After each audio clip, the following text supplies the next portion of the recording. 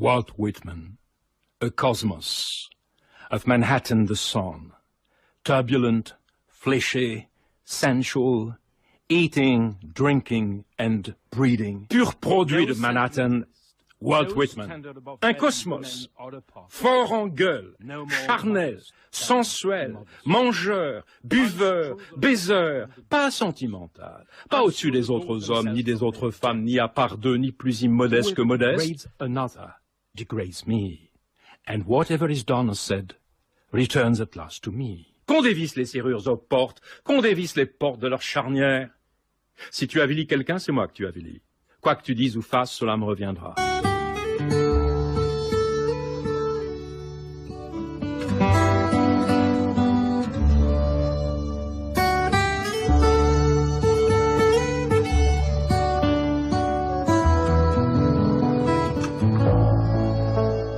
Une vie, une œuvre. Walt Whitman, 1819-1892, par Françoise Estèbe et Annie Douel.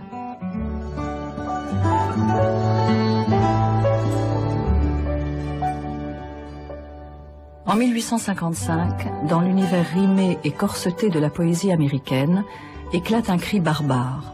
Feuilles d'herbe, 12 poèmes de Walt Whitman dans sa première édition. Chant du sexe, de l'amour physique et même de l'animalité, selon ses propres mots. En gestation, toute la vie du poète, Feuilles d'herbe, dans sa dernière édition, comptera 360 poèmes. Whitman est le grand libérateur du langage, le premier poète moderne de l'Amérique, prédicateur iconoclaste et dionysiaque de la jouissance du monde. Sous ses yeux, une nation en train de se constituer, dont il se veut le chantre, rêvant d'une œuvre démocratique, poésie du peuple, miroir de l'idéal politique des pères fondateurs. Walter Whitman est né en 1819 dans la ferme de ses parents à Long Island, au confluent de la terre et des eaux. Il arpente dans son imaginaire la vastitude conquérante de son pays, mais Whitman est aussi l'homme de la ville, Brooklyn, Manhattan, New York, l'homme des errances nocturnes et des mauvais garçons. La maladie, des attaques d'hémiplégie et la tuberculose auront raison de ce corps glorieux tant vanté. Il se retirera à Camden, dans le New Jersey, dans une petite maison d'un quartier populaire, où il mourra en 1892. Walt Whitman aura chanté haut et fort, parfois avec une certaine innocence, le rêve américain, camaraderie, liberté, démocratie, qui, bien au-delà d'une expression politique, représentait pour lui la plénitude dans l'union du corps et de l'esprit.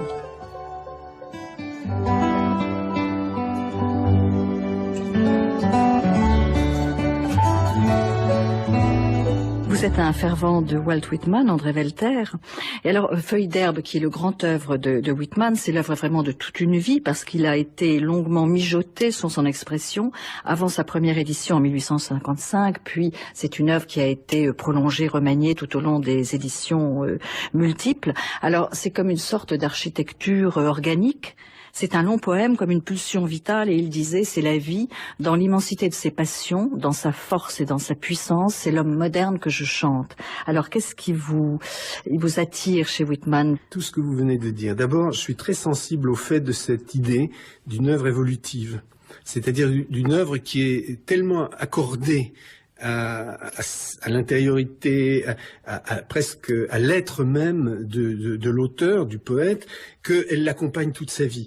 Je n'ai pas ce développement dans mes propres écrits, mais c'est une sorte de rêve ou une sorte de désir que Whitman, lui, a vraiment accompli. Cette idée que, au fond, le poète est toujours dans sa vérité du début jusqu'à la fin, et que aller de recueil en recueil ou de livre en livre, ça a quelque chose d'un peu artificiel.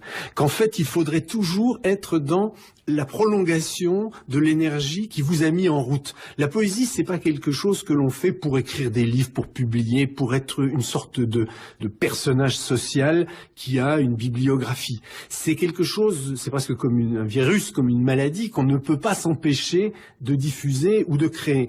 Et je trouve que dans le développement de Whitman, il y a ça. Il y a la mise en route et puis sans cesse l'idée que ça va s'accroître et que ces feuilles d'herbe vont devenir une prairie, vont devenir une immensité, vont devenir quelque chose qui va couvrir l'univers entier, même presque au-delà de la Terre. Et évidemment, cette idée de souffle, cette idée de chant dans les deux écritures d'ailleurs, cette façon d'ouvrir l'espace, d'ouvrir les poumons, pour moi qui me suis toujours senti un peu étriqué dans la géographie française, il y a quelque chose chez Whitman qui me plaît infiniment. I give the sign of democracy. By God, I will accept nothing which all cannot have their counterpart of on the same terms. J'énonce le mot de passe primitif, donne le signe de la démocratie. Bon Dieu, je n'accepterai rien dont personne n'aurait la contrepartie au même terme.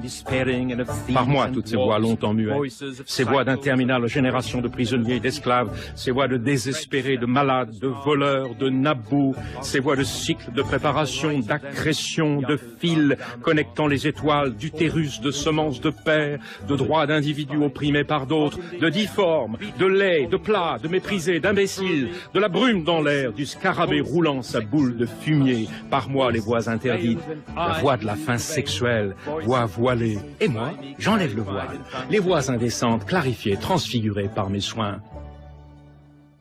Bien que Walt Whitman ait écrit des articles, des préfaces en forme de manifeste, des conférences, on peut considérer que Feuilles d'herbe est son grand livre, son livre unique, qui a été composé tout au long de sa vie.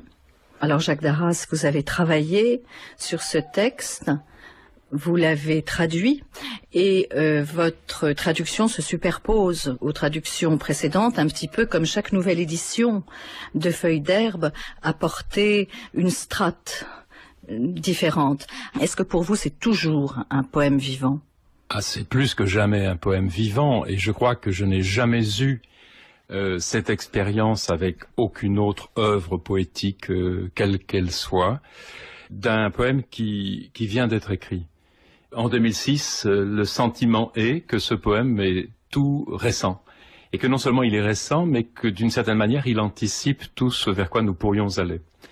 C'est un poème avec lequel j'ai vécu, d'une certaine façon, de façon étrange d'ailleurs, parce que lorsque j'avais 20 ans, j'étais à la fois fasciné et repoussé par Whitman. Tout simplement parce que je pense que mon identité à moi, de poète débutant, naissant, se sentait menacée par cette voix si autoritaire, impérieuse, définitive. Et je trouvais beaucoup plus d'intérêt, dans le fond, à ce que disait D.H. Lawrence, qui lui-même réagissait de cette façon à Whitman. Il avait à la fois de l'admiration pour l'élan, le dynamisme du poète, et en même temps, cette référence permanente au moi, au I, au myself, au moi-même, à l'ego en quelque sorte, vraiment le dépasser, l'énerver, l'irriter profondément. Et alors je crois que justement, on ne peut bien saisir Whitman que lorsqu'on a soi-même mûri, lorsqu'on a soi-même vécu des expériences extrêmement violentes ou extrêmement douloureuses. Et Whitman, paradoxalement, je crois, est un poète beaucoup plus de la maturité. Et je réponds un peu à votre question en disant cela, parce que dans le fond, il a lui-même fait mijoter son œuvre au cours de son existence, au cours de sa vie. En quoi d'ailleurs, autant que je sache, il est vraiment le premier à avoir cette conception non pas chronologique, mais enfin cette conception de la poésie liée au développement, à la maturation. On est tout à fait dans une conception organique, un développement organique, un développement végétal qui est si fondamental dans la pensée anglo-saxonne, en particulier depuis Edmund Burke, qui, avec ses réflexions sur la Révolution française, s'oppose de façon extrêmement définitive au nom, en quelque sorte, de la pensée anglo-saxonne, contre toute la coupure, tout ce qui est coupure. Et c'est étonnant de réfléchir à ça et de penser à quel point, nous sommes encore tributaires de cette opposition entre une France révolutionnaire, donc qui fait table rase du passé, qui coupe avec un passé, et au contraire une Angleterre et une république américaine également. Alors là, l'ambiguïté américaine, non. Une Angleterre qui, au contraire, préfère le développement organique, la réforme en quelque sorte, la restauration d'une certaine manière. Avec ceci différent à propos de Whitman, c'est que c'est quand même lui, non pas un révolutionnaire, mais un républicain. Et que c'est quelqu'un qui prend ses distances avec l'Angleterre. C'est la vieille Europe et par conséquent, il faut s'en différencier. Il faut s'en dissocier. Il faut couper avec la vieille Europe, mais il ne rejette pas tout ce qu'il y a de bon dans la vieille Europe. Il ne rejette pas en quelque sorte toutes les humanités, tout ce qui est la Grèce. Et puis, il ne rejette pas la Révolution française, en particulier. Et puisque cette révolution a pour lui un mérite essentiel, liberté. Mot qu'il va décliner sur toutes les formes, et éventuellement l'espagnol, libertad.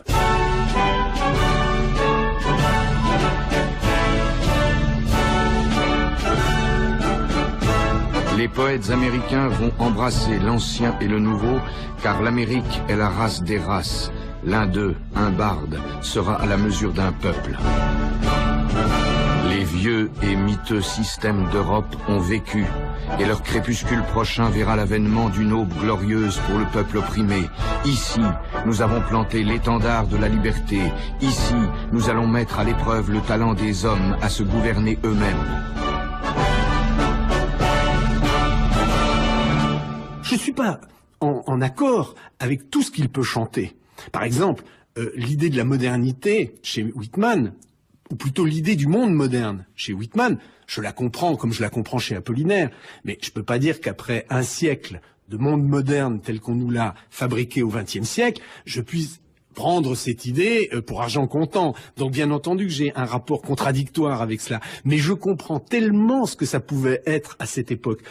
On peut avoir en soi une sorte de tempérament de bâtisseur, d'ingénieur, vous savez, toute cette chose qui continue, moi, à me plaire infiniment, c'est-à-dire ces gens dans les années 20 en France ou 30 en France qui se sont vécus comme les gens qui allaient changer le monde, qui allaient changer la réalité, et en particulier dans le concret, dans la vérité. On allait construire des ponts, on allait construire des usines qui allaient permettre au plus grand nombre de se libérer du poids de la pauvreté, etc., etc. Donc, ce monde moderne-là, on sait aujourd'hui à quel point il a été meurtrier et destructeur. Mais l'élan qui était en œuvre à cette époque, au fond, il me séduit toujours. Moi, je l'applique ailleurs, si vous voulez, dans d'autres espaces beaucoup plus vides et où les tours, les ponts, le chemin de fer, etc. ne sont pas forcément, où l'électricité n'est pas forcément la première chose que j'ai envie de voir s'incarner dans ces endroits-là. Mais ce rapport avec un monde plus vaste qui garde cette capacité d'être au monde tout le temps en action, tout le temps en train de chanter au plus haut et non pas au plus bas, qui va contre tout ce qui peut avilir la vie, l'âme humaine, etc. Oui, c'est quelque chose qui m'a toujours exalté et que j'ai toujours trouvé chez Whitman, y compris quand je suis capable, idéologiquement, je dirais, de le critiquer aujourd'hui. Mais chez Whitman, c'est l'Amérique des pionniers. Mais bien sûr, et alors, évidemment. Mais qui n'a pas envie un jour d'être parti en roulotte à la conquête de l'Ouest ?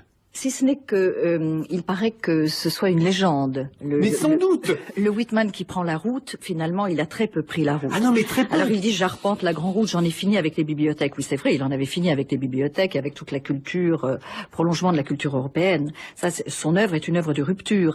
Mais la route, l'espace, il est dans son œuvre, il n'a pas été dans sa vie. Il est dans son souffle. Et ça me suffit. Si vous voulez, je me pose pas tellement la question. Il y a tellement de gens qui ont fait le tour du monde et qui n'en ont ramené que peu de choses.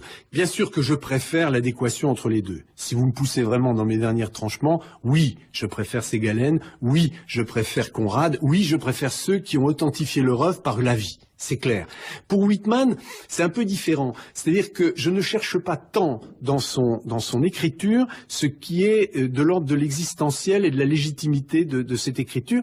En revanche, je trouve que son écriture a une parfaite légitimité dans ce qu'elle porte en elle-même. C'est-à-dire qu'il a cette capacité qui était quand même assez rare de mettre son souffle, de mettre ses aspirations, de mettre ses désirs, et des désirs parfois énormes, gigantesques, contradictoires avec la société dans laquelle il était, qui craquait par toutes les coutures, et ça s'inscrit dans une forme qui le porte, qui le dit.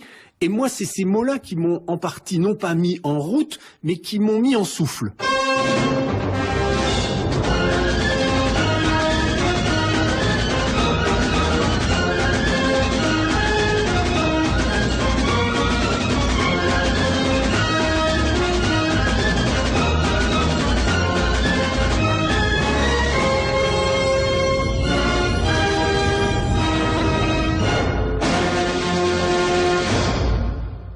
les éditions de Mille et une nuits ont publié le poète américain de Walt Whitman, qui est la première préface de Feuilles d'herbe, donc en 1855, que vous avez analysée dans une postface, Catherine Pierrebon. Alors cette œuvre est une œuvre qui se présente comme une œuvre de rupture radicale. En fait, cette préface, c'est un manifeste. C'est même, on peut dire, le manifeste de la poésie américaine.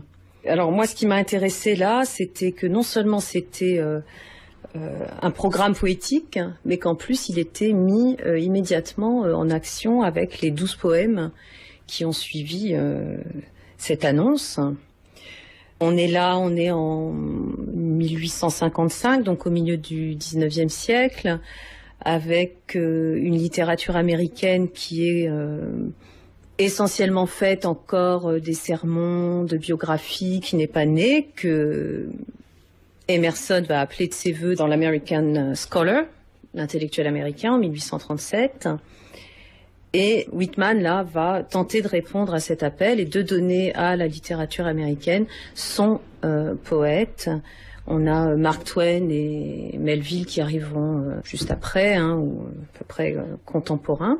Alors, qu'est-ce qui m'a intéressé, moi, surtout dans la préface, déjà, c'était effectivement, c'était la manière, c'était le souffle poétique, le lyrisme de cette écriture, qui, déjà, en elle-même, est presque un poème. D'ailleurs, on prendra des extraits de cette préface dans certains poèmes qu'il va remanier. C'est aussi quelque chose de nouveau avec la ponctuation. On a beaucoup de points de suspension. Il n'y a pas de rupture. Moi, tout de suite, ça m'a fait penser au Molloy de Beckett, en fait, quand on voit ça. Alors évidemment, la difficulté, c'est que c'est très dense, qu'on a du mal à s'y retrouver, mais finalement, c'est quand même assez logique.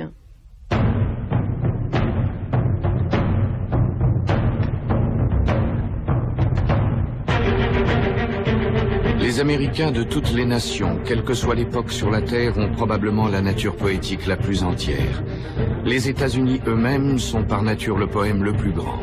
Dans l'histoire de la Terre, jusqu'alors, le plus immense et le plus turbulent semble apprivoisé et discipliné devant leur immensité et leur turbulence plus grande encore.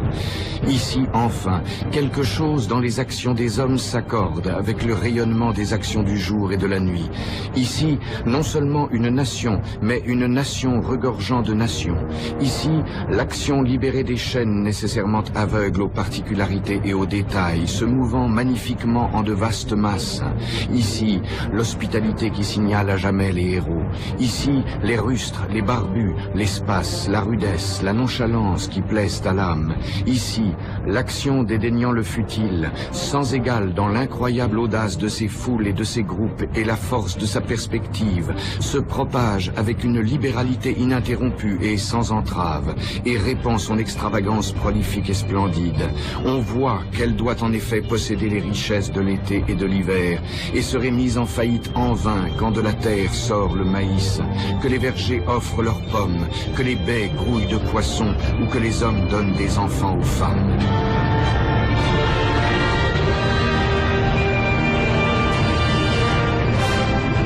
C'est un texte qui est écrit dans un état d'exaltation. Whitman, c'est un exalté, c'est un rebelle, et il explose littéralement, c'est vrai, c'est une explosion. Et les premiers poèmes, surtout, bien sûr, Song of Myself, sont une véritable explosion. Autant dans la forme d'ailleurs que dans le contenu. Là, comme vous dites, c'est effectivement une rupture radicale, non seulement dans sa forme avec le vers libre, mais bien sûr avec les thèmes whitmaniens. Donc dans la forme, ce vers libre qui va déranger énormément, qui dérange encore aujourd'hui. Le vers libre, c'est un vrai souci. On a des américanistes, par exemple, qui voient toujours dans le vers libre quelque chose qui n'est pas de la forme fixe. C'est-à-dire on n'arrive pas à analyser le vers libre comme un genre, on pourrait dire, autonome. On y cherche encore du maître, on cherche encore des formes. On compte les syllabes, par exemple. Bon, ça dérange énormément. D'ailleurs, alors ça fait dire des choses horribles aux critiques qui considèrent qu'il ne sait pas écrire, que c'est de la négligence de sa part, qu'il ne cherche pas la rime. etc. Et puis les thèmes, bien sûr, alors là les critiques sont encore plus virulents, ça va faire scandale dans l'Amérique intellectuelle, notamment dans les ligues de morale. Alors pas seulement avec l'édition de 1855, mais surtout ensuite avec l'édition de 1860, c'est-à-dire la 3e édition, où il intègre 2 ensembles qui sont les enfants d'Adam, Children of Adam, et puis Calamus, où là vraiment on assiste à une sacralisation du corps, déification du corps, des rapports charnels, bon, et puis aussi Calamus qui est l'ensemble quand même où on lit son homosexualité.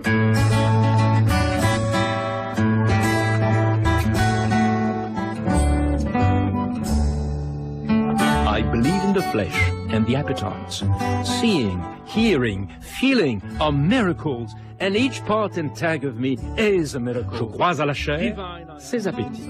Voir, ouïr, toucher sont des miracles. Pas une des particules qui ne soit miracle.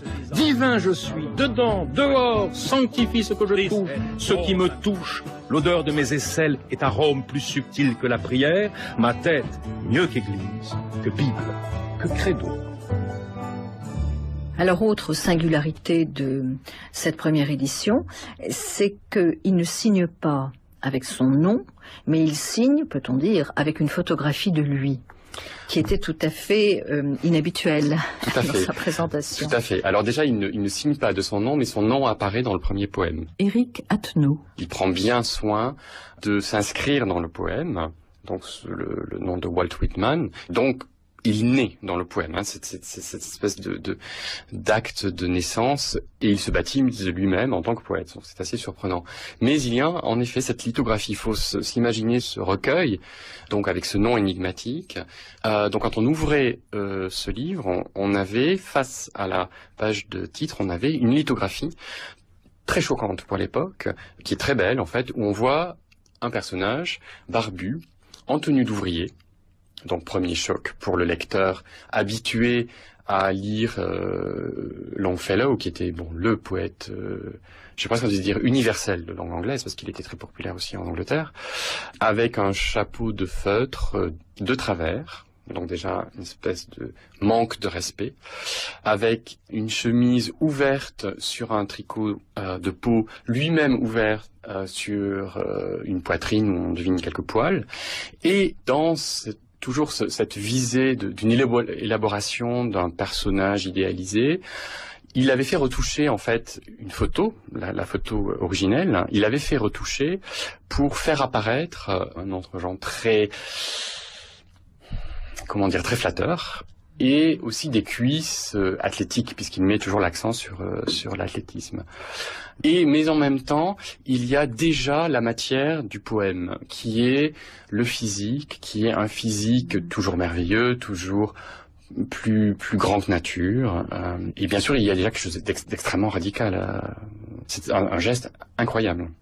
Il y a une tendance masculine. Jacques Darras. Bon, alors là aussi, on peut, d'une certaine façon, parler de l'homosexualité, parce que il a une vision du camarade, du frère, de l'homme qu'on aime, qui est absolument assez affirmé, et très affirmé. Et du guerrier. Et du guerrier. Mais il y a quand même des poèmes. Ça, c'est un sujet extrêmement délicat. C'est un sujet très très difficile parce qu'on risque d'être schématique. Il y a des poèmes qui sont sur la femme, I Sing the Body Electric, je chante le corps électrique, dans Children of Adam, qui sont des poèmes d'une précision sexuelle, d'une tendresse sexuelle étonnante. Dire que c'est un peu trop simple de le réduire en quelque sorte à une sorte d'homosexuel victorien qui aurait corrigé, qui aurait trafiqué. Ça, c'est une grande partie de la critique de la fin du XXe siècle, pratiquement. Bon, très bien.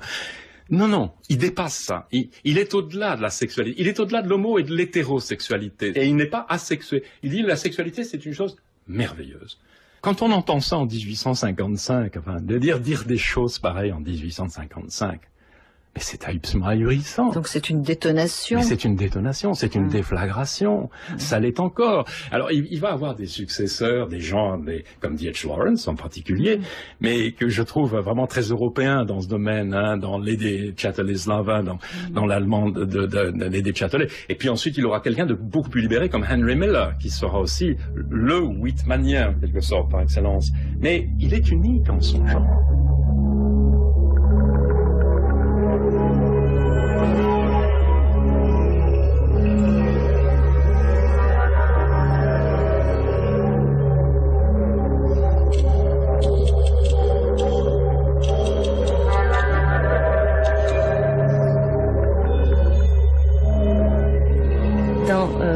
Song of Myself, et là vraiment ça a déchaîné les foudres aussi, hein. Dans la séquence, où est-ce que c'est, oui, vers 814, à un moment donné il dit I turn the bridegroom out of the bed and stay with the bride myself and tighten her all night to my hips and lips. C'est-à-dire je sors, en gros je sors le marié du lit et reste avec la mariée et la presse contre mes cuisses et mes lèvres toute la nuit. Donc évidemment, ça fait scandale. Mais ce qui a vraiment fait scandale, alors ça serait donc dans la séquence 24 de Song of Myself, qui montre la démesure là du poète. En tout, on a 1346 vers dans Song of Myself, ce qui est quand même c'est le plus long poème, bien sûr. Il a été divisé en 52 séquences. On pourrait aller même directement à un texte qui s'appelle « Une femme m'attend ». Voilà. Alors ça, c'était dans l'édition dans l'ensemble Les Enfants d'Adam, Children of Adam, donc l'édition de 1860. Et là, il a fait vraiment un très très gros scandale. Je les donne dans la traduction, de Roger Asselineau. So, without shame, the man I like knows and avows the deliciousness of his sex. Without shame, the woman I like knows and avows her. Now I will dismiss myself from impassive women. I will go stay with her who waits for me, and with those women that are warm-blooded and sufficient for me. I see that they understand me and do not deny me. I see that they are worthy of me. I will be the robust husband of those women. Je saute quelques lignes. I draw you close to me, you, women. I cannot let you go. I would do you good. I'm for you and you're for me, not only for our own sake, but for others' sakes. Enveloped in you sleep greater heroes and bards. They refuse to awake at the touch of any man but me. Hein? Alors ça donne en français, peut-être je vous traduis juste quelques lignes. L'homme que j'aime connaît et avoue sans honte les délices de son sexe. La femme que j'aime connaît et avoue sans honte les siennes. Désormais je m'écarterai des femmes insensibles. J'irai avec celle qui m'attend et avec les femmes qui ont le sang chaud et de quoi me satisfaire. Je vois qu'elles me comprennent et ne me refusent pas. Je vois qu'elles sont dignes de moi. Je serai le robuste époux de ces femmes. Je vous attire contre moi, femme, je ne peux pas vous laisser partir, je voudrais vous faire du bien, je suis pour vous et vous êtes pour moi, non seulement pour l'amour de nous, mais pour l'amour d'autres encore. Enveloppés en vous dorment des héros et des bardes plus grands, ils refusent de s'éveiller au contact de tout autre que moi.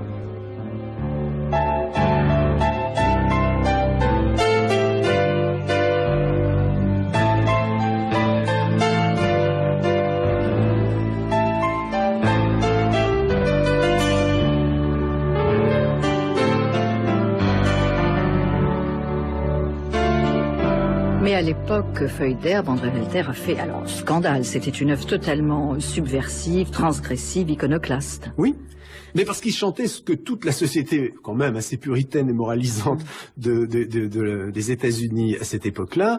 D'ailleurs, c'est assez amusant d'imaginer qu'aujourd'hui, il est devenu un grand classique, parce que cette société moralisante, puritaine, à bien des égards absolument insupportable, est encore assez régnante. S'il le lisait vraiment, il serait sans doute tout aussi scandalisé aujourd'hui qu'il l'était à la fin du XIXe siècle. Mais il est devenu comme une sorte d'icône à laquelle on n'a plus à toucher. On n'a pas à les lire, puisque de toute façon, il est il est déjà représenté dans le panorama de l'Amérique éternelle. Je pense que ce qui le rendait scandaleux à la fin du XIXe siècle l'est encore pour toute une partie de la société américaine d'aujourd'hui. Que chante Walt Whitman, André Walter? Alors il chante le corps, il chante l'univers. Il chante la grandeur de l'homme. Il chante la possibilité pour les hommes de s'inventer un destin plus glorieux, plus solaire, je dirais plus beau, au sens le plus basique du terme, plus naturel aussi, plus légitime, plus noble. Il est dans des valeurs d'une grande banalité si on les regarde. Simplement, la mise en œuvre de ces valeurs n'est pas si simple. Mais la tonalité générale de l'œuvre est porteuse de ça. Et c'est quand même un grand scandale. Que véhicule la poésie mondiale à cette époque? C'est jamais ces valeurs-là, c'est extrêmement rare. Vous ne trouvez que très peu de poésie qui ose dire ce que dit Whitman, avec en plus cette certitude, cette espèce de force, de puissance, de manière bien campée, on dirait droit dans ses bottes, la façon dont il affirme ça, c'est presque outrecuidant. C'est un homme qui ne doute jamais. Mais non, mais ça fait tellement de bien de temps en temps. C'est ça que j'essaye de vous dire. J'aime des tas de poètes beaucoup plus fragiles, beaucoup plus dans les demi-teintes, etc. Bien sûr, mais lui, de temps en temps, ça fait un bien fou de retourner chez lui parce que c'est un antidépresseur puissant.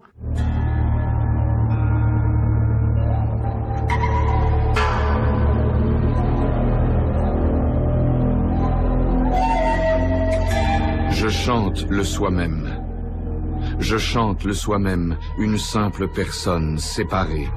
Pourtant, je prononce le mot démocratique, le mot en masse. Je chante la physiologie de la tête aux pieds, la physionomie seule ou le cerveau seul ne sont pas dignes de la muse. Je maintiens que le corps entier en est beaucoup plus digne. Je chante la femme à l'égal de l'homme. C'est la vie dans l'immensité de ses passions, de sa force et de sa puissance, joyeuse, formée par les lois divines pour la plus libre action. C'est l'homme moderne que je chante.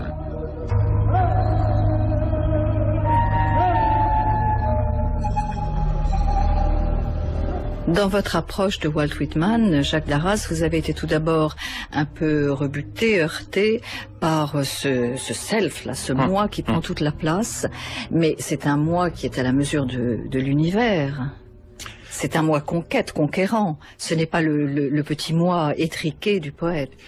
Le chant de moi-même, Song of Myself, c'est un manifeste pas simplement poétique, mais un manifeste humain, un manifeste philosophique, et qui a une force extraordinaire. Il n'est pas le premier dans ce domaine-là. Celui qui vraiment va le faire venir, par exemple, sur les fonds baptismaux de la poésie américaine, c'est le philosophe, on considère comme un philosophe, le penseur, Ralph Waldo Emerson. Whitman a une admiration extraordinaire pour Emerson, et il a raison. Il a raison parce que lorsqu'il va éditer pour la première fois son chant de moi-même, à quelques 200, 300 exemplaires, enfin on discute, on ne sait pas très bien, il en envoie, comme font des jeunes auteurs, à des figures éminentes, et Emerson, qui se trouve là-haut à Concorde, près de Boston, dans ses bois, dans sa forêt, dans sa clairière, là, au contact de la nature, reçoit par la poste donc ce manuscrit, ce premier livre en quelque sorte de Walt Whitman, et avec une préscience extraordinaire. C'est rare ça, tu vois, il faut le noter.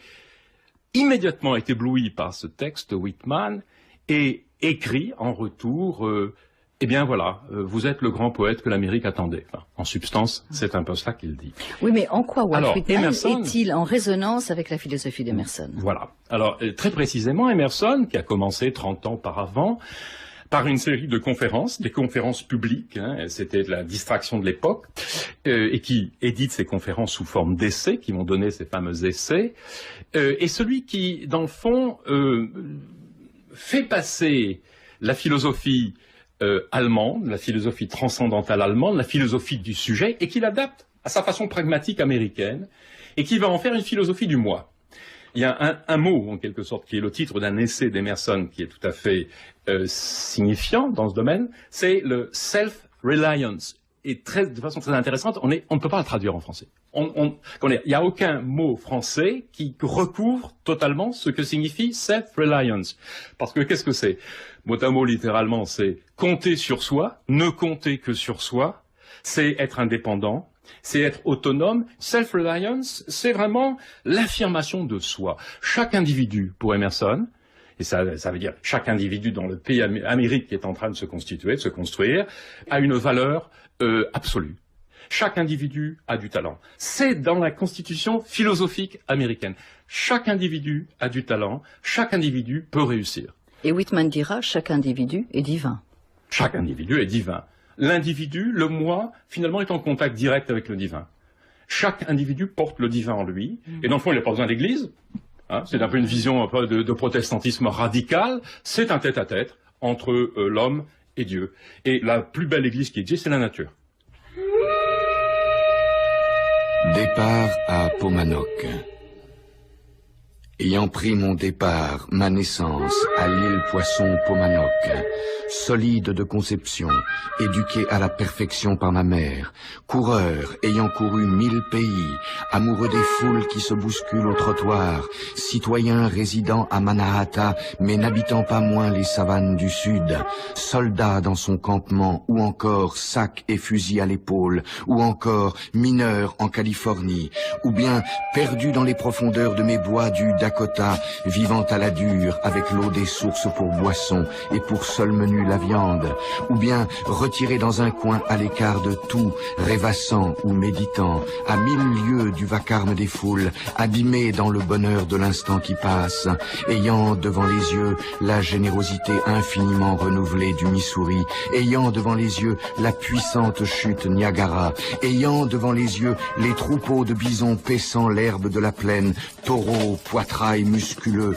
laine hirsute, ayant la connaissance de la terre, du rocher, des fleurs du 5e mois, l'étoile, la pluie, la neige faisant mon émerveillement, ayant étudié les notes et le chant de l'oiseau moqueur, le vol du faucon des montagnes, ayant ouï au crépuscule l'incomparable grive musicienne dans les cèdres du marais, solitaire comme elle, chantant ma chanson à l'ouest, je m'engage dans la direction du nouveau monde.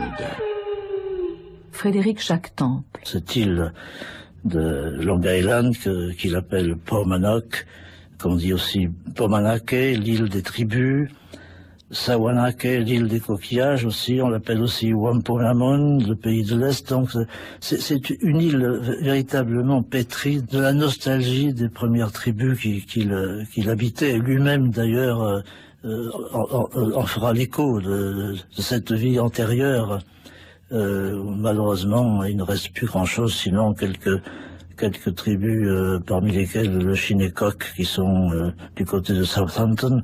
C'est tout ce qui reste de cette peuplade algonquine qui était chantée par Fenimore Cooper dans le dernier des Mohicans.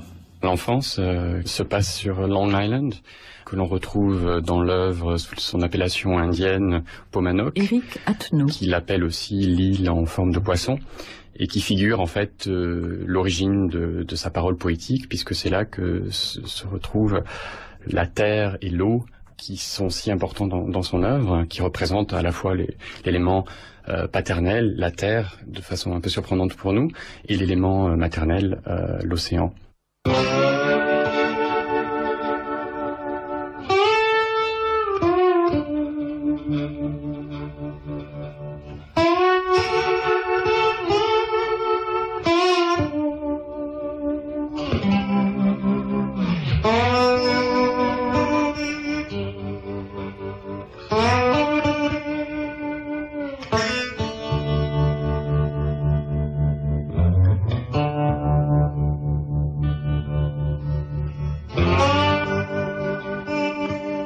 Alors que l'océan de la vie m'emportait dans son reflux, comme j'arpentais les grèves qui me sont familières, allant là où les plis de l'eau inlassable te lavent, Paumanok, bruissante et grondante et sifflante, là où l'aïeule marine sauvage appelle l'interminable liste de ses naufragés, comme je flânais à la tombée d'un soir d'automne, regards fixés au sud, totalement captivé par cette orgueilleuse électricité en moi qui me dicte mes poèmes, je fus fasciné par l'esprit des dessins linéaires à mes pieds, seuil alluvial, résumant toute l'eau, toutes les terres du globe.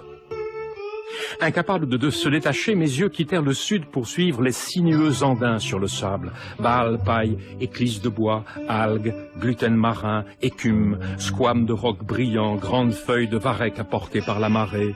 Sur des milles et des milles, au milieu de la clameur des vagues déferlant dans mon dos, tel qu'en toi-même, Paumanok, cependant que mon esprit jouait avec la traditionnelle image des identités. Paumanok, île poisson, voilà les cadeaux que tu me fis à l'heure où j'arpentais les grèves familières, quêtant électriquement mes types en moi-même.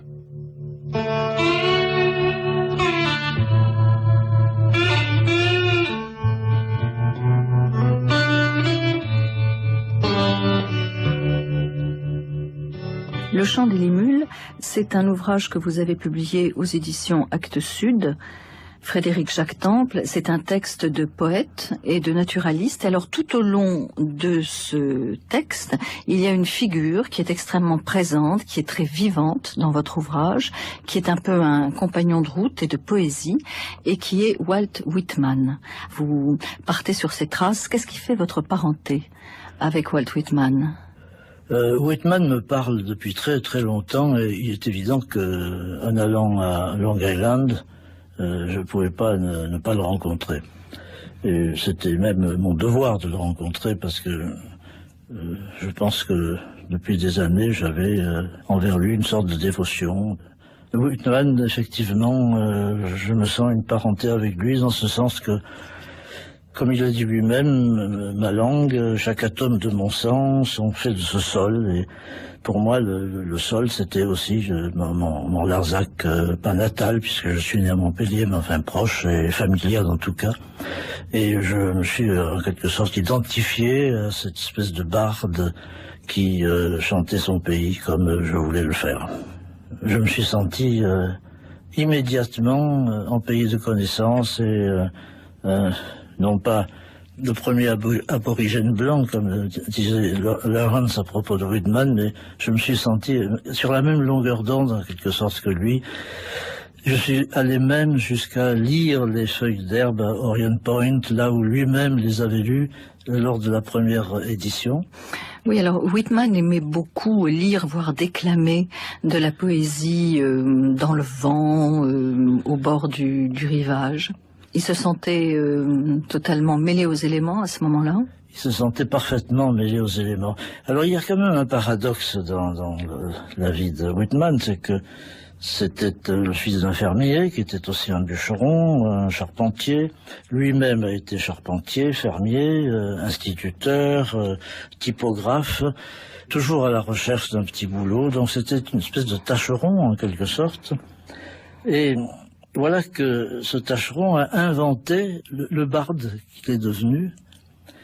Et ce barde a créé ce miracle que sont les feuilles d'herbe, qui est une espèce de coup de trompette, comme dira l'écrivain américain d'origine française Thoreau, qui a secoué l'Amérique et qui continue à forger le rêve américain. Au fond, le petit Américain qui a créé, parce qu'il a créé non seulement un livre, mais il a créé un personnage qui est Walt Whitman, et qui chantera la grandeur de l'Amérique. Et c'est ça qui est étonnant, c'est que finalement c'est une utopie. Hein. Le rêve américain continue, et l'utopie continue et continuera. Oui, vous écrivez d'ailleurs, c'est le prophète d'une Amérique idéale dans un rêve qui n'a pas pris fin. Êtes-vous sûr que ce rêve n'est pas pris fin, Frédéric Jacques Temple? Non, je pense que le rêve américain, tel que nous sommes quelques-uns à le considérer, tel que Whitman l'a prophétisé en quelque sorte, sans que la prophétie se réalise. Donc ce n'est plus une prophétie à ce moment-là. Non, justement, je pense que c'est beaucoup plus un barde qu'un prophète, et qu'il a décrit une Amérique telle qu'elle devrait être.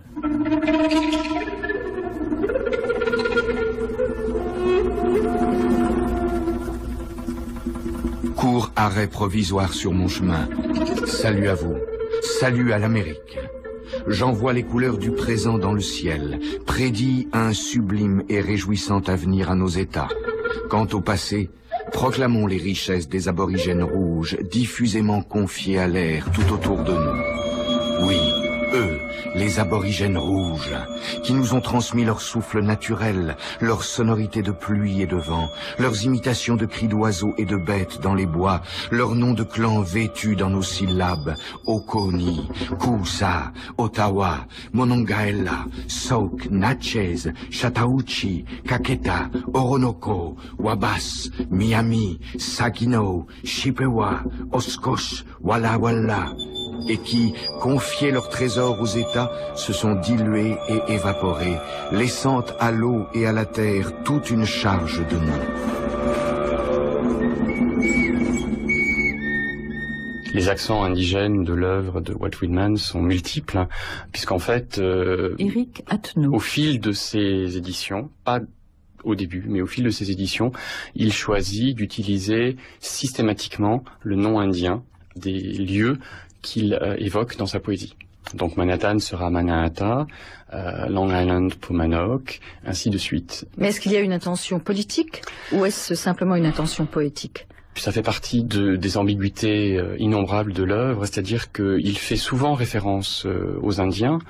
Il en parle comme étant les premiers habitants de la Terre, mais il en parle surtout, je dirais, d'un point de vue poétique, c'est-à-dire que il en parle comme une population dont le poète a hérité de noms. Et il parle en particulier des appellations indiennes, des noms indiens, qui résonne dans l'Amérique géographiquement, mais aussi dans sa poésie.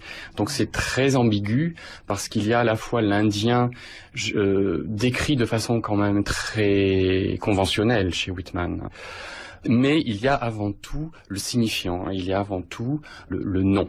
Et la sonorité et l'aspect sauvage. Et ça, c'est très important, et je crois que c'est en particulier l'aspect sauvage des mots indiens qu'il récupère dans sa poésie, qu'il revendique comme une poésie barbare. Il parle de son aboiement barbare qu'il lance par-dessus les toits du monde.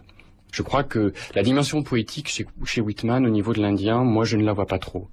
Dans des textes de prose, et en particulier dans des lettres, dans les années 70, quand il était à Washington, il a décrit les Indiens qui venaient comme ambassadeurs des nations indiennes, puisqu'il a travaillé en particulier au bureau des affaires indiennes, mais il y avait toujours quelque chose de l'ordre de la fascination, je dirais un peu conventionnel, quand même, un espèce d'exotisme, un peu comme l'orientalisme français de la même époque.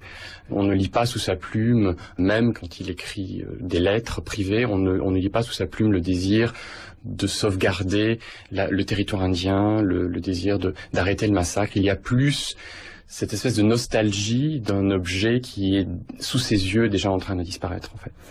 Mais au moment où le grand œuvre Feuilles d'herbe de Walt Whitman mijotait, et puis au moment où il l'a élaboré tout au cours de son existence, il avait devant lui une nation qui était en train de se former.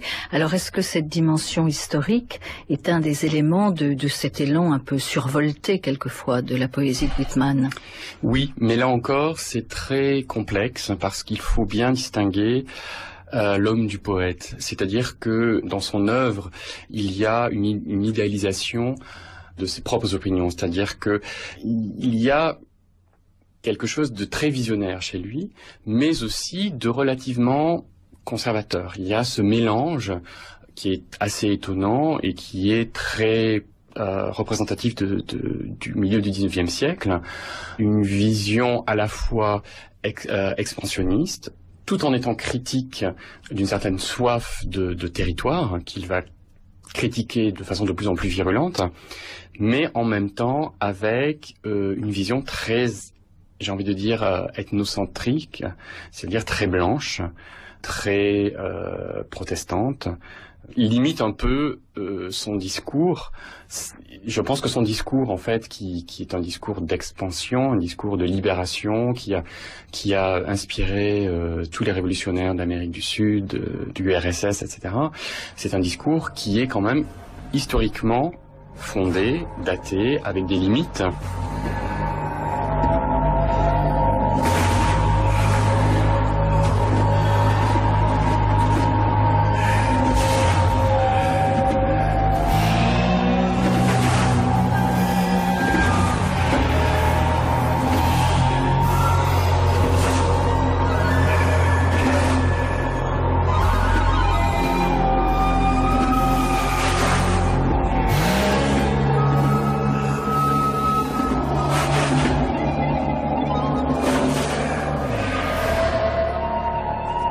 Jacques Darras. Là où Whitman va être un déviationniste de ce transcendantalisme, et c'est très intéressant parce que ça va se réfléchir dans les comportements, les échanges entre les deux êtres, entre Emerson et Whitman, l'un à Boston et l'autre à New York, c'est que Whitman trouve que la nature c'est très très beau, il aime beaucoup la nature, il aime beaucoup les petits oiseaux, il commence comme ça, j'observe un brin d'herbe, une feuille d'herbe, ainsi de suite, mais il adore avant toute chose la ville. Et il va en quelque sorte trouver Dieu dans la ville, dans ce qui est l'horreur absolue pour tous les hommes du 19e siècle. Il trouve Dieu partout. Il trouve Dieu dans la terre, il trouve Dieu dans l'océan, il trouve Dieu dans le cosmos. D'abord, surtout, ce qui est extrêmement fort, et ce qui est vraiment le seul de son espèce à avoir fait ça, il le trouve chez l'autre. Et l'autre, il le rencontre dans la ville. C'est presque du Lévinas avant la lettre, hein, j'exagère, mais tous les visages des autres, que ce soit des hommes de rien, que ce soit des femmes prostituées, que ce soit des hommes politiques pour lesquels il n'a que mépris, ce sont des autres de lui-même, ce sont des autres moi, et dans le fond, ce que doit faire le poète, c'est les respecter, les vénérer, les admirer, les aimer. Et c'est là que sa poésie est absolument extraordinaire, c'est que là, véritablement, c'est pas rhétorique. Il va en donner l'image dans son existence même. Son amour de la ville, au XIXe siècle, contraste de façon absolument étonnante avec celui de Baudelaire. Moi, je vois les deux, en quelque sorte, les deux poètes marcher de façon parallèle, l'un à New York, l'autre à Paris. Celui de New York, d'une allure élastique, souple, jazzante avant la lettre. Je vous assure que quand on lit Whitman, on a l'impression que le jazz a déjà été inventé. Hein, c'est assez étonnant. Miles Davis. J'adore Miles Davis par rapport à Walt Whitman. C'est extraordinaire. Quelles sont les affinités entre les deux? La ville nocturne, la ville en quelque sorte, cette sorte de glissando dans les rues de Broadway, dans Broadway, dans les rues de cette vibration permanente qu'il y a dans New York, cette impression qu'il y a une brume de bruit qui vous accompagne partout, et qui est de sorte le rêve de la ville. La ville rêve à travers les hommes, à travers les êtres qui sont dedans, qui sont là. Whitman, c'est un tempo. Whitman, c'est un tempo. Et c'est un homme pour qui le rythme, la danse, le marché est absolument essentiel, primordial dans la poésie. Et de l'autre côté, Baudelaire, les fleurs du mal, par opposition aux feuilles d'herbe, vision plus catholique, plus chrétienne corrompue, enfin de la corruption, de la chute, quelque sorte, et qui est là, et avec un Paris qui est un Paris, le Paris des pauvres, le Paris misérable, le Paris, quelque sorte, de la déréliction, le Paris vraiment de la... Moi, je mettrais les deux en balance. Whitman, positif, optimisme, et comment dire, Baudelaire, d'une certaine façon, le pessimisme inhérent à la nature humaine.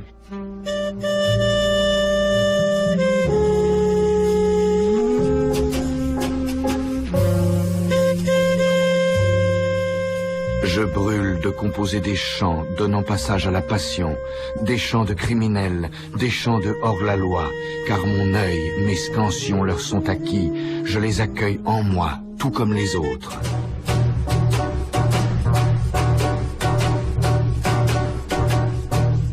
Mais il y a tout de même un amour du genre humain chez Walt Whitman. Il y a un amour de la vie chez Whitman, il y a un amour du vivant. Chez Whitman, mais du mort aussi. Et ça, on l'oublie, mais Whitman lui-même disait que sa poésie était une poésie de mort, qu'il chantait la mort. Ce qui est très surprenant quand on connaît Whitman, je dirais, comme on a tendance à en parler de façon un peu conventionnelle. C'est la mort et le prolongement de la vie. Pour lui, ce n'est pas un point d'arrêt.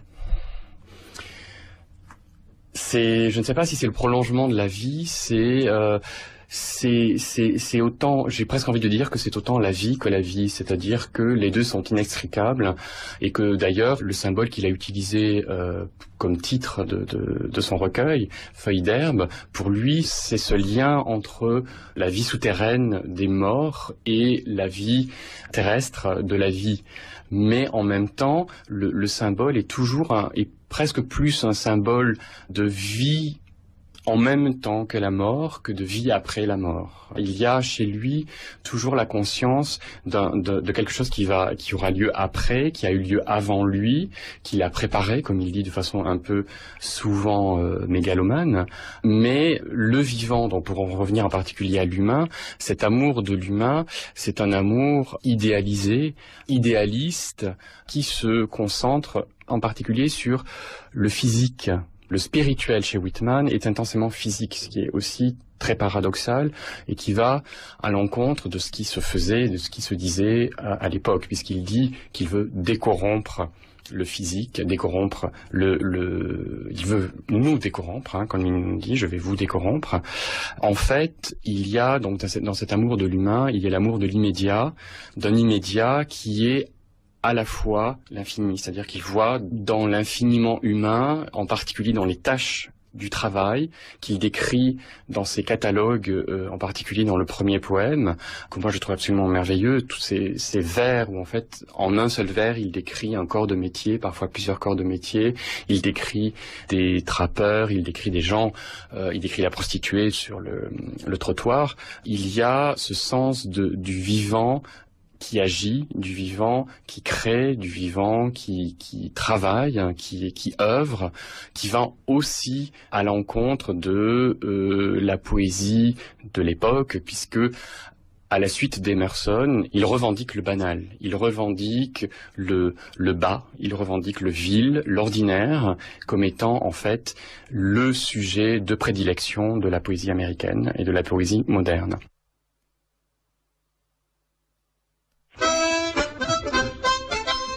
Je suis l'homme crédule aux qualités, aux âges, aux races. Je sors du peuple, j'ai son esprit. Voici de la poésie qui chante sa foi sans contrainte. Whitman est le poète de la joie, de l'optimisme, de la création, de l'élan créateur, toujours. Oui, absolument. Et c'est d'autant plus méritoire, si je puis dire, qu'il naît dans une famille de 8 enfants. Bon, c'est assez courant à l'époque, mais parmi ces 8 enfants, il y a un enfant handicapé mental. À l'époque, on disait qu'il était dégénéré, maintenant on dirait handicapé mental, et puis 3 autres qui ne vont vraiment pas donner grand-chose parce qu'ils sont assez faibles mentalement. Il y a un alcoolique, non? Quelqu'un qui finira à l'asile? Le père est déjà alcoolique, le père est violent, enfin donc il y a beaucoup de violence dans la famille. Donc c'est une famille pathologique. Oui, c'est ça, d'une certaine façon. Mais une famille solidaire. La solidarité, c'est très actuel également, ça, cet aspect des choses là. Il va constamment être en contact avec ses frères et sœurs. Sa mère également, ils vont s'aider. La famille nucléaire, en quelque sorte, a beaucoup de valeur, beaucoup d'importance. Il ne quitte jamais son origine sociologique. Il ne donne jamais, alors qu'il est en train de devenir le poète par excellence, jamais il ne quitte, il ne trahit le milieu dont il procède. Il va vivre au contact de ce milieu, au ras de la pauvreté. Ils n'ont jamais beaucoup d'argent, ils vont pouvoir s'acheter de petite maison à la fin de son existence, il aura des dons, en particulier de mécènes américains, mais il ne roulera jamais sur l'or. Il vivra de façon tout à fait modeste. Mais modérée. il va travailler, il va être typographe, journaliste. Surtout journaliste. Alors ça, c'est un autre aspect important de Whitman. Il est le premier poète journaliste. Hugo est un très bon journaliste, en particulier dans Choses vues. Ça, c'est formidable. Mais c'est de la prose. Whitman, lui, qui écrit de la prose également, Specimen Days en particulier, va donc avoir des notations en prose, mais il est le premier, et à mon sens le seul poète à être véritablement journaliste en vers, journaliste rythmé. Il est au contact de tous les événements qui se passent dans une vie quotidienne, en quelque sorte, dans une ville comme New York, et il arrive à transformer tout en nouvelles. C'est-à-dire qu'il n'y a pas de contradiction entre le journalisme et la poésie. C'est quelqu'un qui, du reste, a une précision de journaliste. Il appelle les choses par leur nom, et même très souvent, il leur donne des noms assez vulgaires. Autre image, Hugo dit qu'il va mettre un bonnet phrygien au dictionnaire français, dictionnaire de l'Académie. Mais quand on lit Whitman, c'est là qu'il est le bonnet phrygien. C'est invraisemblable. Les mots qu'emploie Whitman sont souvent vulgaires, la syntaxe est complètement relâchée, elle va à l'encontre de la syntaxe anglaise, ou même de la syntaxe américaine de l'époque. Même que quand on lit Melville et quand on lit Whitman, attention, c'est pas du tout la même chose. Pourtant, ce sont les mêmes hommes qui vivent ensemble, pratiquement.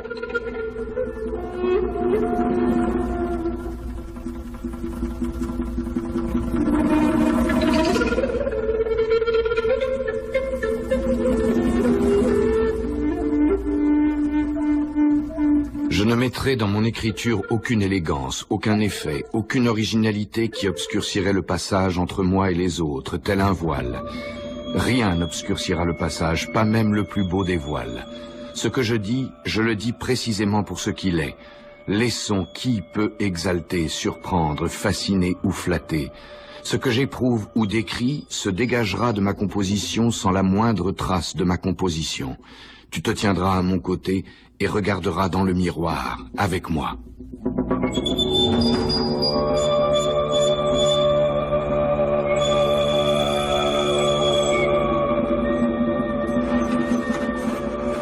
Catherine Pierrebon. Whitman, c'est vrai, il est totalement exalté. Son ambition, c'est quand même de trouver une poésie à la mesure de son pays. L'objectif, c'est de chanter l'Amérique qu'il connaît en 1855 et après, puisqu'il va voyager. Et il veut une poésie qui est de l'ampleur géographique et de l'immensité des États-Unis. Et pour ça, il le dit clairement, le maître ne suffit plus. Le maître est maintenant une forme beaucoup trop étriquée pour lui et à son sens, pour le grand chant démocratique. Son ambition, c'était de faire des feuilles d'herbe la Bible. La grande Bible démocratique. Du Nouveau Monde, c'est un terme qu'il a employé lui-même et qu'il voulait mettre vraiment qu'il voulait voir dans tous les foyers. Alors évidemment, on voit bien qu'avec ces textes de 1860, c'était difficile de remplacer la King James Version par les feuilles d'herbe, Leaves of Grass. En même temps, il y a aussi dans la facture, je dirais, ce vers libre qui fait beaucoup parler, on l'a aussi rapproché de la Bible, bien sûr, et du verset biblique. C'est vrai qu'il se pose, c'est un peu prétentieux, mais il se pose aussi en poète-prophète. C'est une œuvre historiquement datée et historiquement datable, et c'est une œuvre éponge. C'est-à-dire qu'il récupère tous les discours qui traînent et il les met dans son œuvre. Et donc, ces clichés sont des clichés qu'il utilise parfois de façon tout à fait consciente et de façon parfois dommageable pour l'œuvre, surtout après la guerre de sécession, quand il prend une pose de plus en plus démocratique, de plus en plus prophétique. Là, il récupère beaucoup de clichés politiques, mais aussi moraux de son époque, qui ne sont pas toujours les bienvenus. Mais c'est des clichés aussi qu'il subvertit. Beaucoup. Et un discours qu'il subvertit ou qui tend à subvertir son œuvre, c'est difficile de le dire, c'est le discours biblique qu'il utilise, qu'il tente de décorrompre comme il décorrompt le corps, mais qui résonne tout au fil de son œuvre par l'utilisation de parallélismes, par les références à la passion du Christ qui devient sa passion à lui, etc.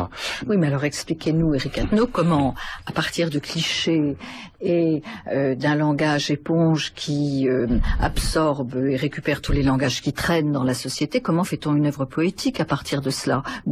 Qu'est-ce qui fait la force de cette poésie? Vous parlez de Whitman en le traitant de poète cannibale. Oui, tout à fait. Voilà, alors éponge ou cannibale. Et cosmos en même temps. Où est la force de tout ceci?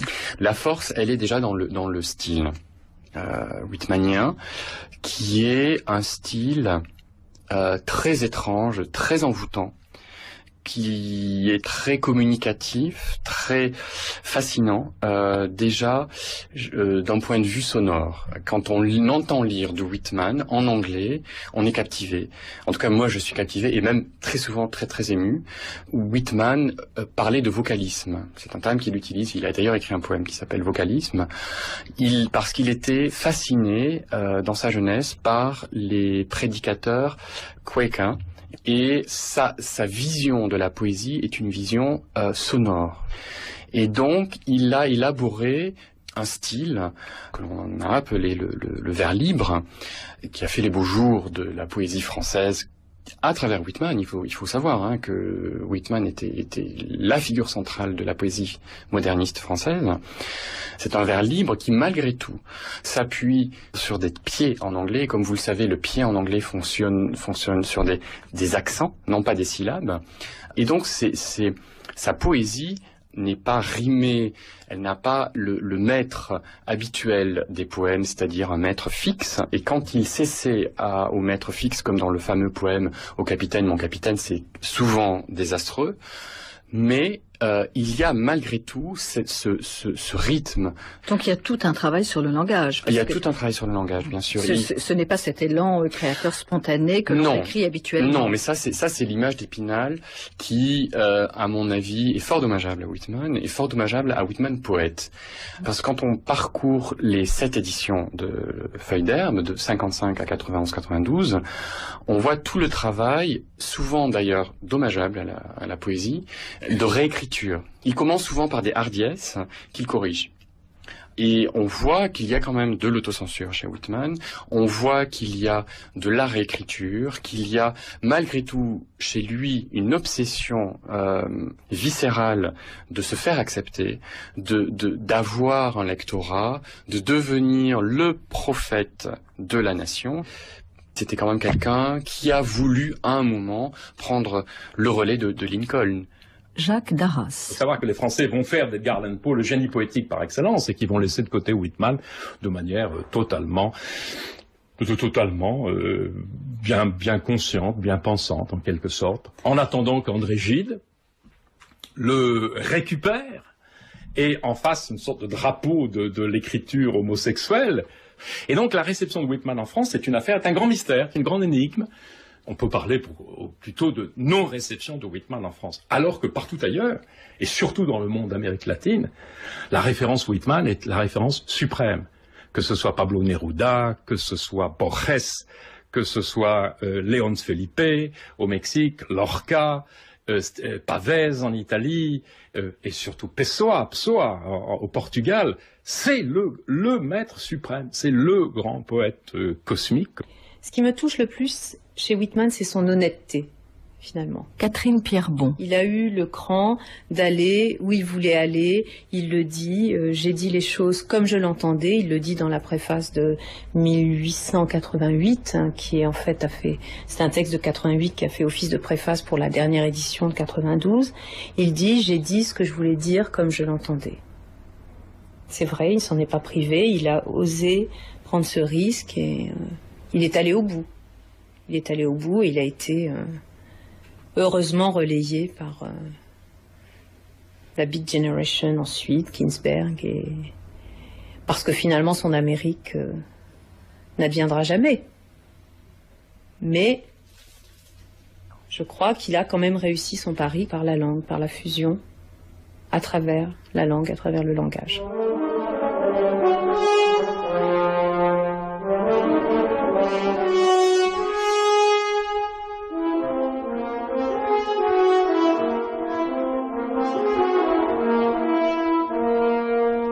Mon âme me dit « Viens, nous allons écrire des vers pour mon corps, nous ne faisons qu'un. » De manière que, si je revenais invisiblement après la mort, ou très très loin d'ici, dans le futur, dans d'autres sphères, et que je recommençais à chanter pour un groupe d'amis, tenant compte du sol de la terre, des arbres, des vents, du tumulte des vagues, je puisse poursuivre à l'infini avec un sourire de plaisir, et marquer ma propriété sur les strophes, comme aux premières je viens de donner mon nom, ici, maintenant, ma signature d'âme et de corps. Walt Whitman.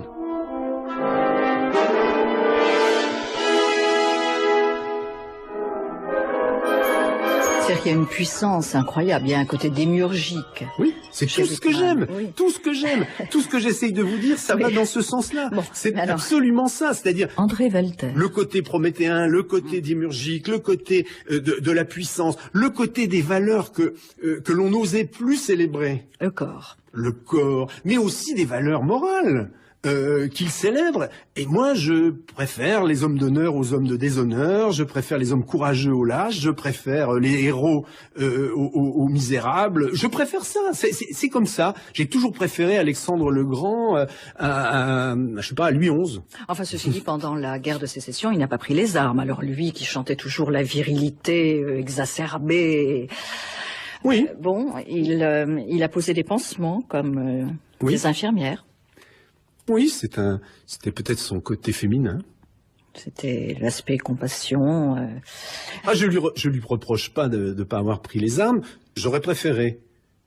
Parce que comme on le dit dans Le Bon, la Brute et le Truand, quand on tire, on raconte pas sa vie. Donc je préfère que quand on prend des positions, on aille jusqu'au bout, y compris si c'est nécessaire avec un pistolet à la main.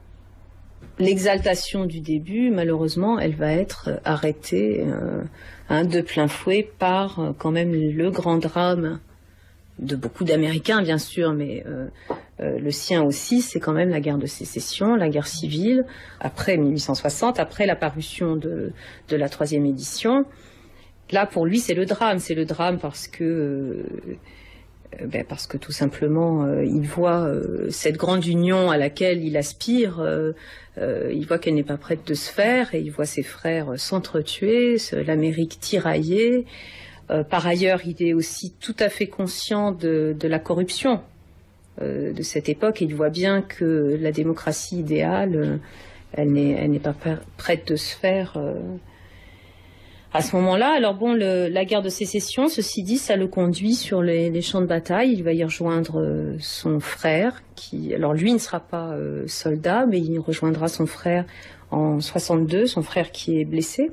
Ça le conduit plus dans les hôpitaux que sur les champs de bataille. Alors, ça le conduit effectivement, surtout dans les hôpitaux, un peu sur les champs de bataille, mais en tant que témoin, bien sûr. Il ne faut pas oublier qu'il était journaliste quand il était plus jeune.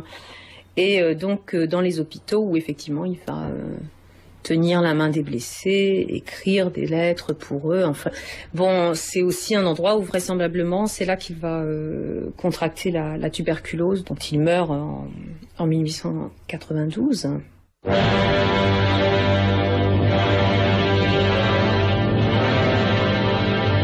Maintenant, le revolver au poing, les hommes de ces 2 régiments nordistes formaient un cordon farouche autour des 17 prisonniers. Ceux-ci, placés au centre du carré, ont défi leurs liens et on leur annonça ironiquement « Vous êtes libres, sauf qui peut ». Quelques-uns s'élancèrent, mais à quoi bon? De toutes parts, les balles plurent. En quelques minutes, 17 cadavres jonchèrent le carré. J'étais curieux de savoir si, parmi les soldats de l'Union, il ne s'en trouva pas quelques-uns, 1 ou 2 des plus jeunes tout au moins, qui s'abstinrent de tirer sur ces hommes sans défense. Non, pas un seul. Multipliez par 20, par 100 cette scène, et vous aurez une toute petite idée de cette guerre.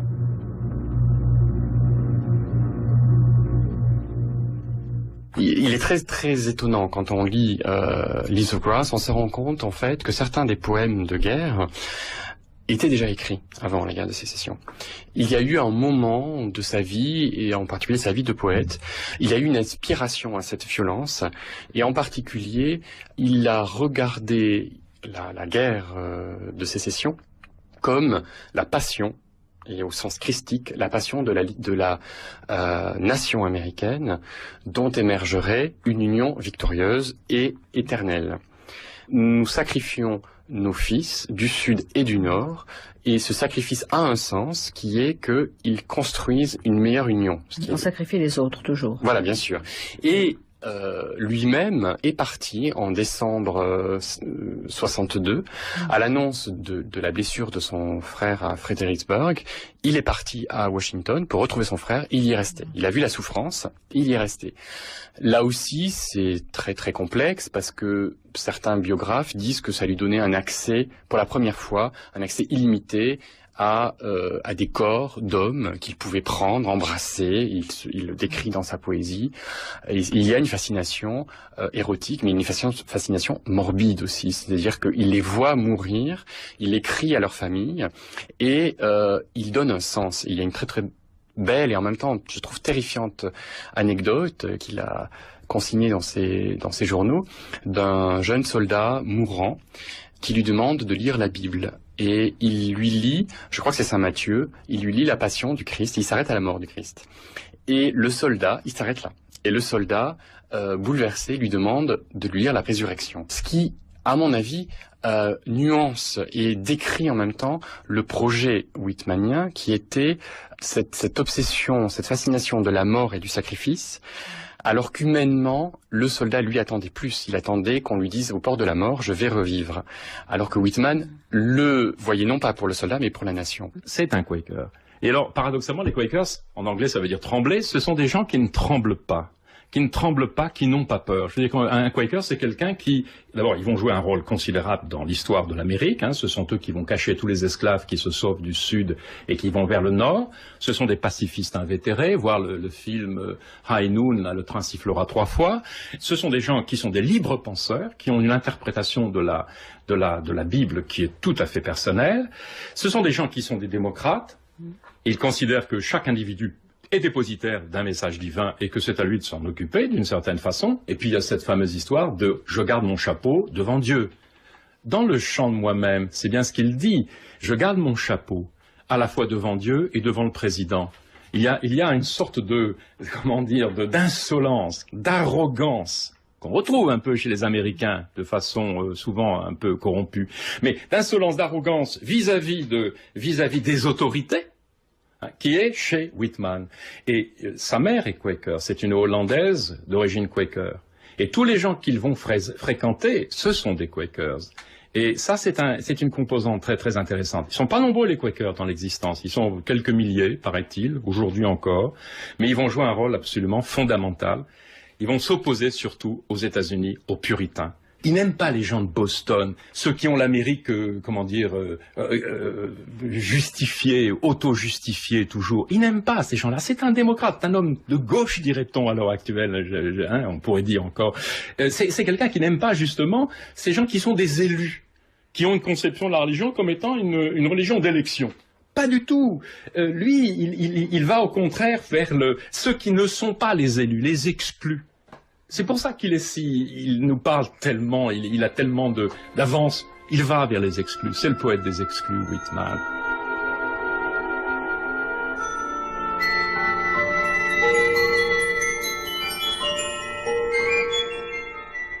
C'est quoi l'herbe?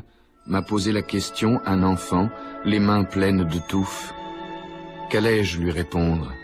Je ne sais pas davantage que lui. Peut-être que c'est le drapeau de mon humeur tissé d'un tissu vert espoir. Peut-être que c'est le mouchoir de notre Seigneur laissé sciemment à terre par lui, cadeau parfumé pour notre mémoire, portant la marque de son propriétaire dans un coin bien visible pour que nous demandions à qui est-ce? Ou bien l'herbe, qui sait, est peut-être aussi une enfant, la toute dernière née de la végétation?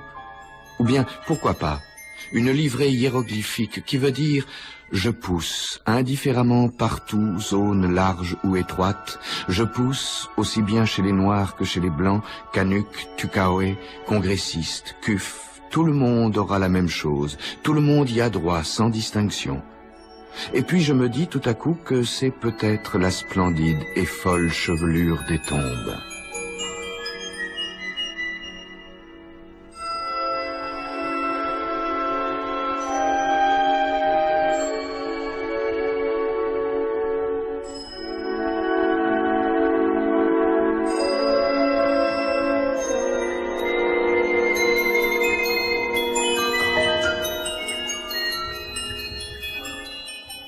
Whitman, il m'a redonné la légitimité du souffle. C'est-à-dire que, franchement, dans les années 60 en France, on en était arrivé à une telle inspiration exsangue, à un tel souffle coupé, à un tel formalisme qui n'avait strictement plus rien à dire, plus rien à vivre, plus rien à risquer, que le moindre vers de Whitman vous donnait une énergie, vous redonnait une façon de respirer large et haut. Rien ne peut remplacer ça. Il y a peu de poètes qui ont ce pouvoir d'arrachement à un monde petit, mesquin. C'est ce qu'il appelle l'élan. L'élan, toujours l'élan, l'élan. C'est ainsi qu'il définit le poème. J'ai l'impression que je ne vous parle que de ça. C'est ce qui m'a toujours requis chez Whitman, c'est cet élan, cette manière d'être toujours dans un mouvement dont on sait qu'il n'aura pas de fin et dont on ne veut pas qu'il ait de fin. Même la fin tragique que nous aurons tous un jour, même la mort, n'arrête absolument pas le souffle de ce type de poésie. Mais il y a une grande puérilité quelquefois, il y a une forme d'innocence, de candeur chez Whitman. Et pourquoi pas? Et pourquoi pas? Oui. Oui, j'aime bien les naïfs de temps en temps. Au centre de l'œuvre, je mets véritablement une aspiration à une vie plus plus exalté, plus large, qui vous donne un poumon de plus, qui vous donne un surcroît d'oxygène, qui met dans vos muscles une manière de jubilation physique. C'est ça qui est, pour moi, à la racine même de l'œuvre. Alors bien sûr, vous pouvez aller me dire, mais alors vous êtes aussi fasciné par les westerns, par les chevauchées fantastiques? Ben oui. Oui, je suis fasciné par les chevauchées fantastiques, oui, par les grands espaces au galop. On va de rebond en rebond dans ce livre, comme on irait de grands espaces en grands espaces, de montagne en montagne. Il avait le pas très large.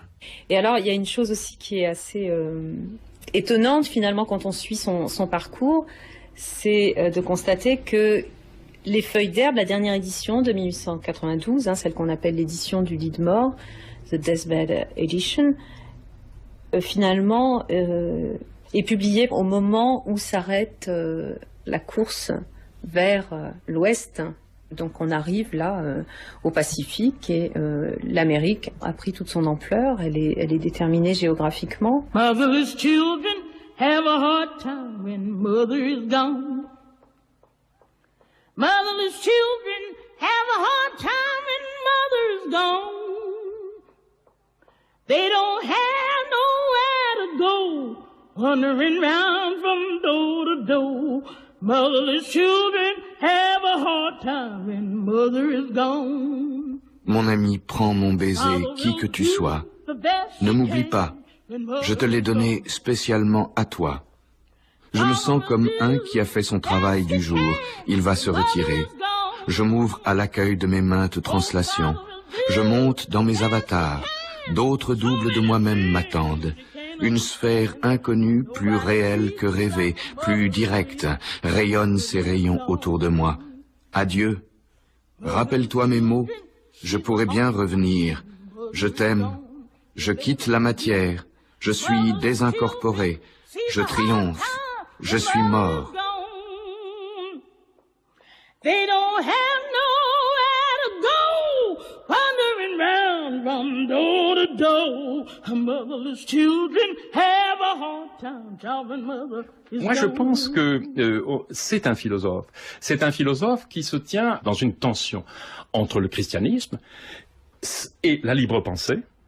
Et il y a ces deux composantes chez lui, le christianisme, la libre pensée, le bouddhisme, dont il a quelques intuitions et quelques savoirs via la bibliothèque d'Emerson, et puis le transcendantalisme, un christianisme personnalisé et un matérialisme presque bouddhiste d'une certaine façon.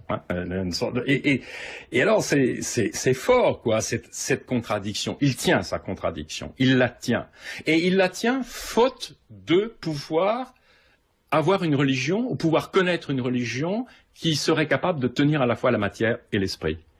Et puis chez Whitman, il y a dans le fond la simplicité de la vérité. La vérité est destinée à tous. Elle n'est pas simplement le fait de quelques-uns, ça n'est pas une vérité orphique, ça n'est pas une vérité initiatique, la vérité est pour tous. Il y a une sorte de démocratie de la spiritualité chez Whitman qui est absolument extraordinaire. Le tout est de définir la vérité. De la chercher. Ne pas nécessairement croire qu'on peut la définir, de la chercher.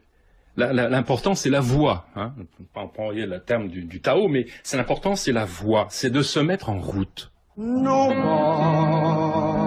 knows the trouble I've seen.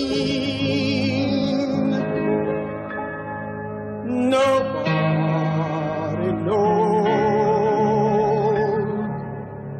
but Jesus.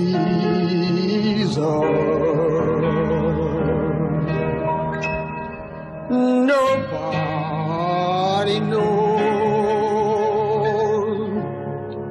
the trouble I've seen. Glory, hallelujah.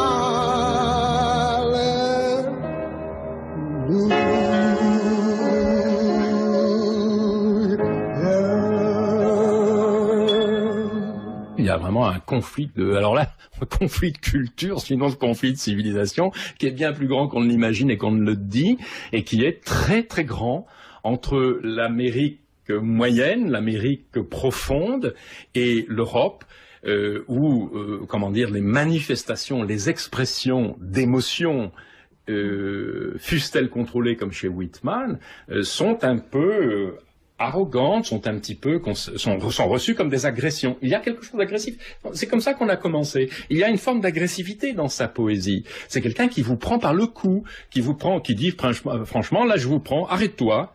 Hein, arrête-toi, il barre la route et puis il dit voilà, j'ai quelque chose à te dire. Et évidemment que quand je lis chez Whitman qui va là, l'affamé, le rustre, le mystique, le nu comme verre, comment se fait-il que la force du bœuf passe dans mon sang?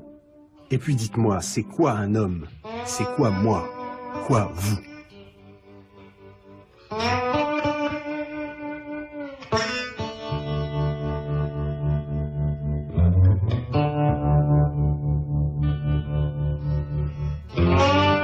Alors que je chemine vers des rives que j'ignore, ouvrant l'oreille aux traînes, voix d'hommes et de femmes naufragés, inhalant dans l'air de brises insaisissables qui m'assaillent, comme l'océan au grand mystère déroule des vagues de plus en plus proches, que suis-je d'autre, moi aussi, qu'un peu de bois mort drossé sur le sable, une poignée de feuilles et de grains à prendre et relâcher, moi-même, confondu, avec tant de débris sur le sable.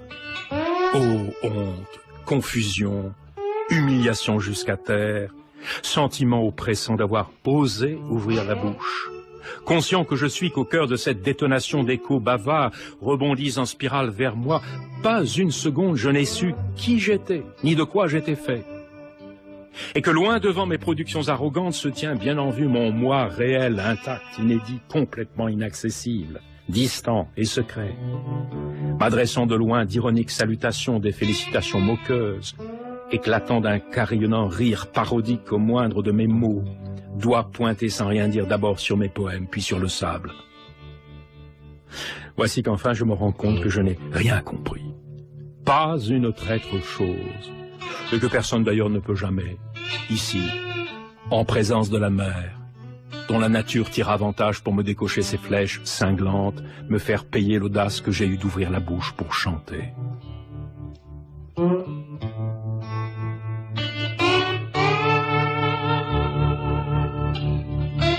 Walt Whitman, une émission de Françoise Estèbe, avec Éric Attenot, maître de conférence à l'Université de Tours, auteur de Walt Whitman, poète Cosmos, aux éditions Belin. Jacques Darras, poète, traducteur de Whitman, édition Gallimard. Catherine Pierrebon, membre du comité de rédaction de la revue Siècle 21, traductrice de la préface de 1855 de Feuilles d'herbe. Walt Whitman, le poète américain, aux éditions des Mille et une nuits. Frédéric Jacques Temple, poète et romancier, auteur du récit Le chant des limules, aux éditions Actes Sud, et André Velter, poète.